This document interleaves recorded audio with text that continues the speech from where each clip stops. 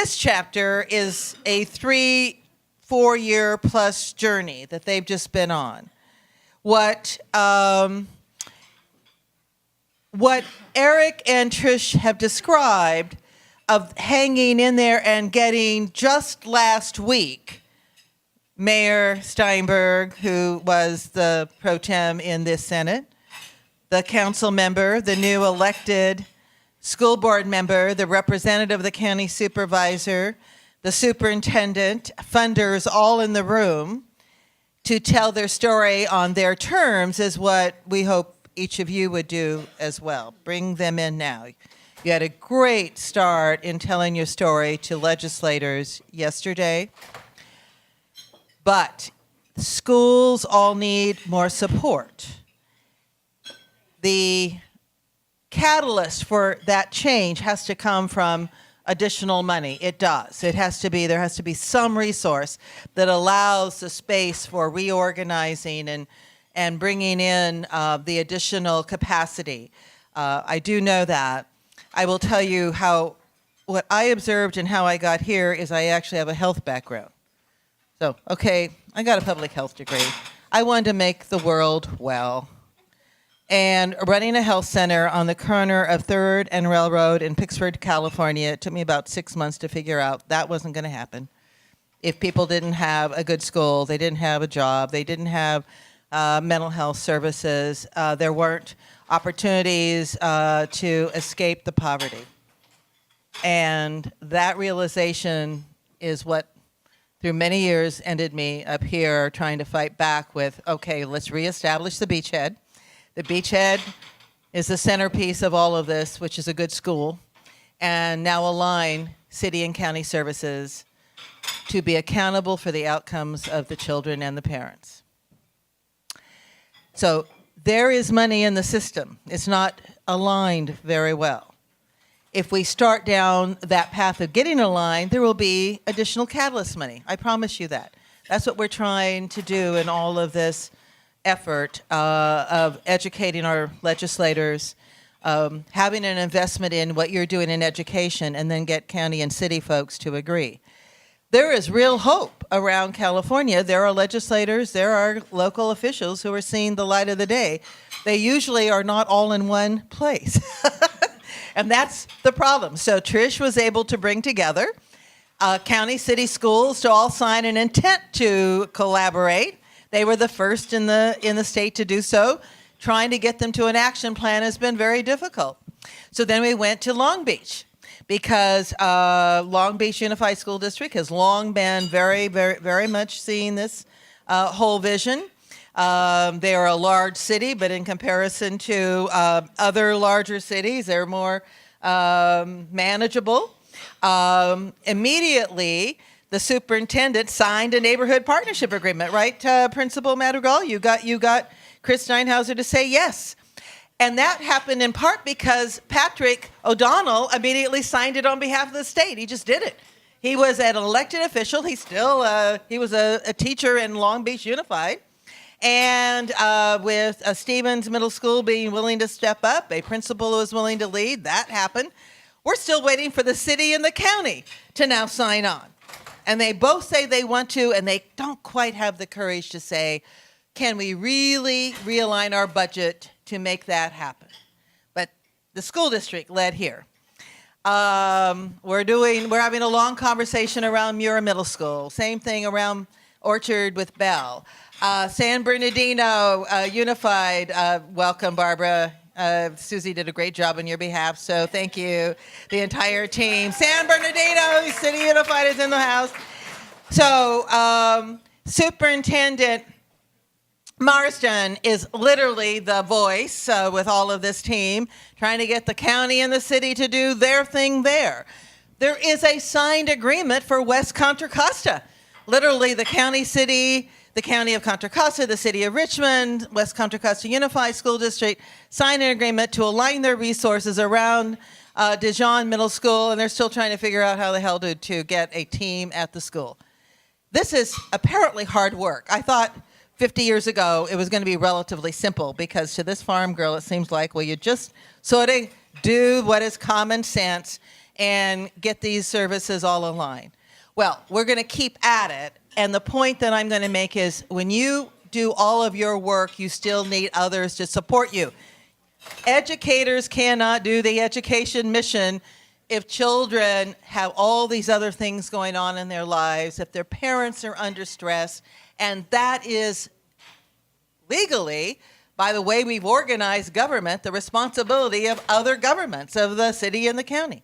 So we got to get them all in the same room, and to help do that, please invite your county official, your city official, your state legislators to come see what you're doing. You told them that in the Capitol. Now get them into your school, okay? That's your assignment. That's your assignment as you leave the Leadership Academy this year. We're going to have a great opportunity to also further showcase what you're doing and how technology can be transforming. We are about the effective use of technology, but I'm the first one to tell you it is just a tool. It can be a powerful tool. It can be an empowering tool for the students and the parents. It's just a tool. And it's going to be only this shiny thing without all the other work you do. So we have a great opportunity because there was a resolution passed. It was authored by the new superintendent of public instruction, Tony Thurmond, to have a summit around education and technology. The legislature passed it overwhelmingly. It spells out all these organizations are to come together. It was sort of spearheaded by CUE. That used to be Computer Using Educators, and then they just went to the acronym. I love it, CUE, then they put in parentheses, formerly Computer Using Educators, so we all remember. But years, decades ago, there were pioneers who were doing this work of technology and education, who were trying to shine a light on a path that would be a way to connect students to the future and parents to the schools. And that's the technology. And among those early CUE members, here sits founding members, yes, Ann Cruz, Ruth Mary Cradler, John Cradler, the Cradlers you've seen in many roles here before, our independent evaluators. They then wanted to have a life and travel, and do many things. And among the things that they've now decided to do again, you heard from Ruth Mary last night, doing the perspective, the cumulative assessment of school to home, and giving to the policymakers a context for how challenging it is to do the work you do. What they now have also invested in, and John he focuses in on this and will tell you how they once had a system. There was once established in the state a regionalized system of providing technical assistance for technology and education. That all got dismantled. So John, though, doesn't give up. He's come back. He got everybody's attention. He got people to author it, and he chose an author that happens to be now the new state, the superintendent of public instruction.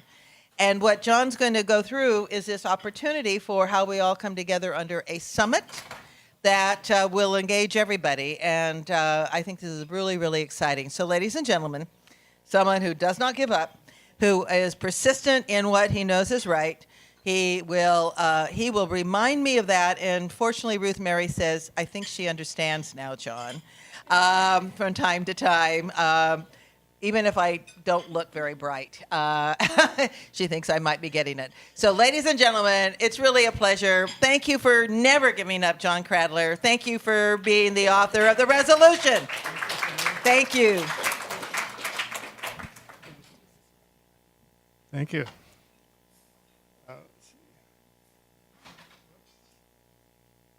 I hit this.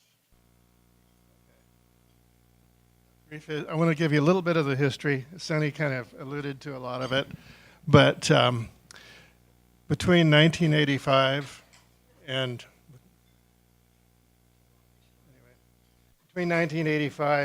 2015, $100 million a year or more was allocated by the state to support educational technology programs.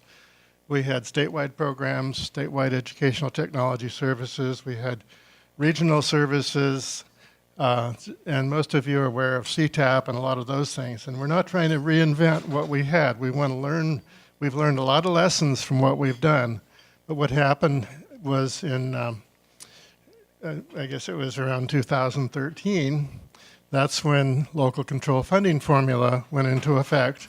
And the idea was that let's just give all the money to the schools. Now they allocated money, they consolidated about 40 programs. And I was listening to Eric, we were talking about this a little while ago, that we used to have school nurses, we had school psychologists, we had counselors, we had some districts even had school social workers, we had a lot of support services. And even in LA, one of the things that they settled on was having nurses and counselors back in the system. Those were just some of the things, but educational technology support was another thing that went away. So now, in fact, I should mention, when Michael Kirst, the chair of the state board, retired, in his retirement letter, he said, well, I'm concerned about LCFF because, we need the support services. The teachers need to be trained. We need a lot of things to do to provide support to do these things that need to happen, as you all know. And so anyway, and then the blueprint, the education technology blueprint, when Tom Torlakson was state superintendent, convened a lot of us together, stakeholders, teachers, administrators, and we put together this blueprint. And that was to come up with a plan, an education technology plan, and address things like school to home and a whole variety of things, but couldn't be implemented because that was about the same time local control came in. So anyway, about a year ago, when we had this same event here, the School to Home Leadership Summit down in LA, Tom Torlakson was there, and he approached me and he approached Sunne and a few of us, and he said, let's get together at the Department of Education and talk about what we can do in the future, because he was being termed out and wanted to do something about it. So after a lot of discussion in his office with his deputies and a lot of us, Jeff Ballou was there, I suggested that we at least start by doing a summit, or actually before that, a resolution that the legislature would have a chance to make a choice. How important is education, technology, and support? And so put together a resolution and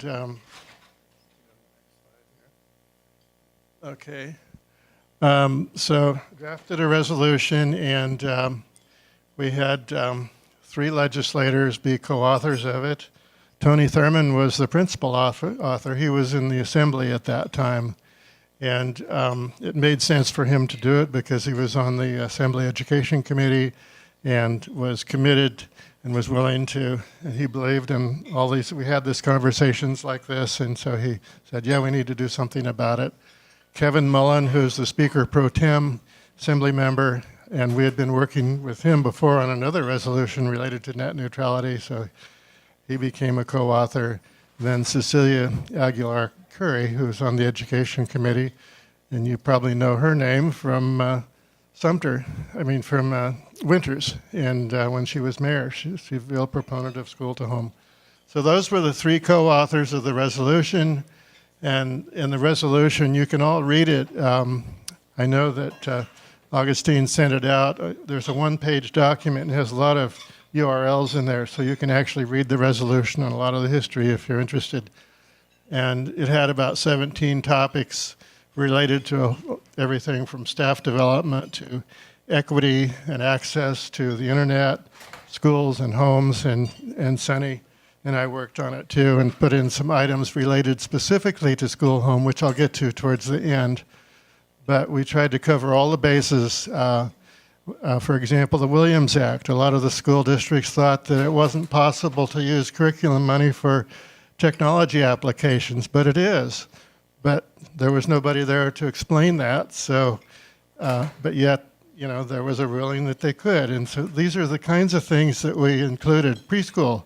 there's a lot of money for preschool. So in the resolution, we had information about addressing technology for preschools. And we worked a lot with Barbara Nemko on that. She's the county superintendent of Napa County. So she's been working with us on this as well. And she needs to get a lot of credit. She's been helping us find legislators to support this. And let's see. And we included items from the blueprint because the blueprint couldn't be implemented because of the block granting. And so we developed the draft. We got input from the CDE, from the various deputies and Jeff. And so everybody finally agreed on what it should say. And then Tom Torlixon agreed on the final draft that we did. And so then we needed to, so then the resolution, we identified the supporters. Of course, you have the whole list, department, Q, CETF, CSESA, county superintendents, and county offices, and there's a lot of others on the list. So we had support letters, and it was introduced in the assembly, passed there, and then it was introduced in the Senate. And I should mention another legislator who wasn't even involved in this by the name of Jerry Hill, Senator Jerry Hill, because something happened, Tony couldn't be there. And there's this interesting story where I texted Jerry and he was on the Senate floor. And so, but I'd already talked to him about it because he was so supportive of this. He got up and presented the resolution in the Senate and got it through unanimously. So anyway, it passed. And then after it's passed, of course, then in the resolution, it talks about it's distributed to the governor.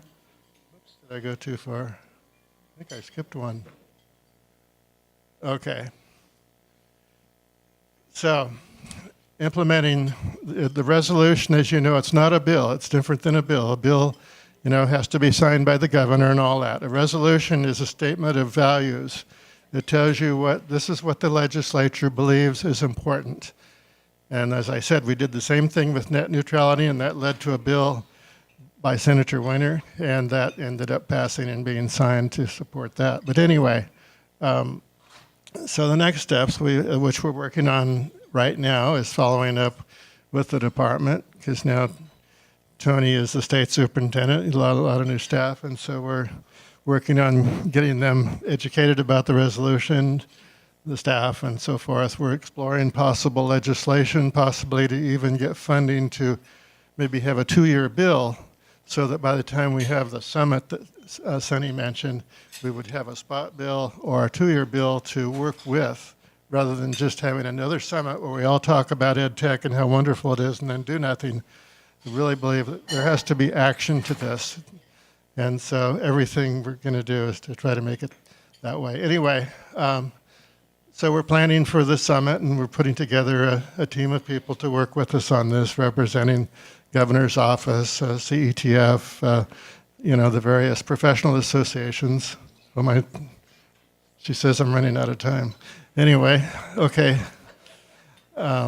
So the summit would be, I should mention, we did this a long time ago. We did a summit. We had a very parallel situation in 1991.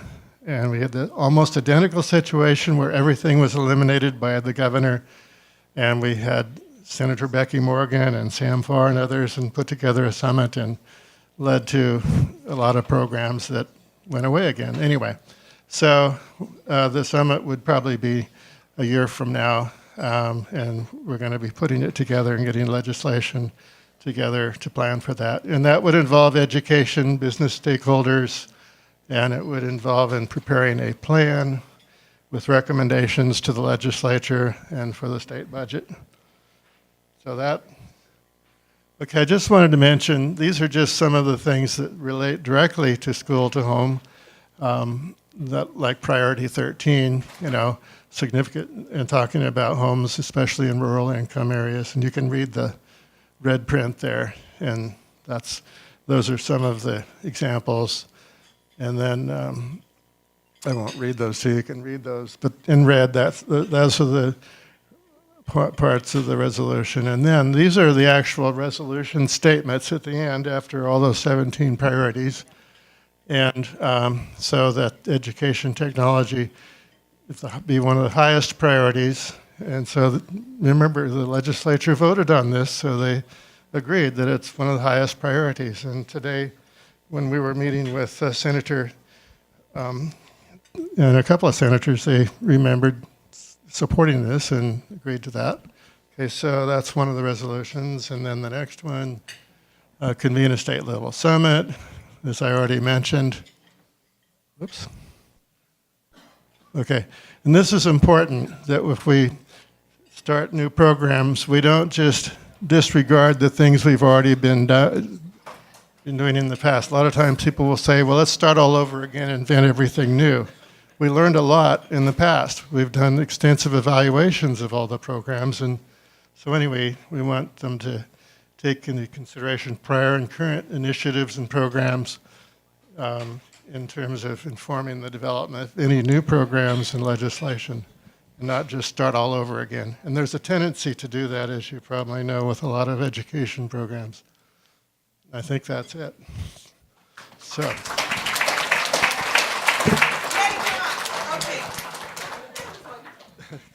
So, ladies and gentlemen, I have to tell you that I know if we're trying to get something done, you get John Cradler to go focus on it. You get Ruth Mary to govern all of us. You see, she was giving time signals. The data that we have, thank you both to Ruth Mary, thank you Cheryl, the evaluation, that is the best data that's going. I think Ann Cruz, you would agree that this is a pretty, it's a relentless force, right? You put John onto something, you get Ruth Mary to help guide it, you're going to have a success. This summit is going to be a huge opportunity. The last slide that John ended with is, look back on what's already been done, look at what is already happening. So it will happen in the Capitol. We envision that it's going to happen while the session is going on, that it will be in the Capitol. You'll all get the opportunity to come back. Okay, so we are not sure exactly when the California Department of Education will finally want to engage. We're trying to look at next year, probably in the March timeframe. Best of all worlds, because we want to be in the second year of the legislative session.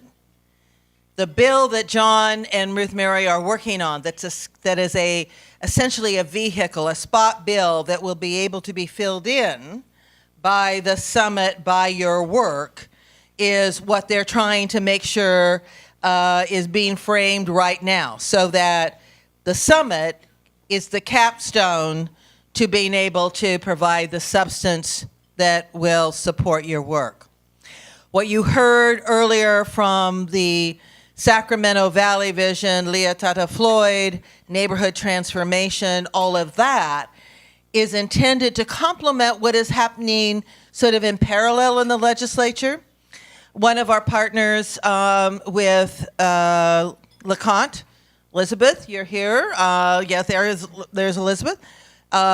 With SFIM, with YPI, Youth Policy Institute, is that Senator Ben Allen is going to have a bill on a California version of Promise Neighborhoods that will essentially try to enable the neighborhood transformation model and incorporate digital inclusion. So there will be this confluence of effort to really focus on not only the use of technology, yes, Matthew, YPI, but also the more holistic approach to focus on the child and that child's family in order to have better outcomes for everyone in that neighborhood.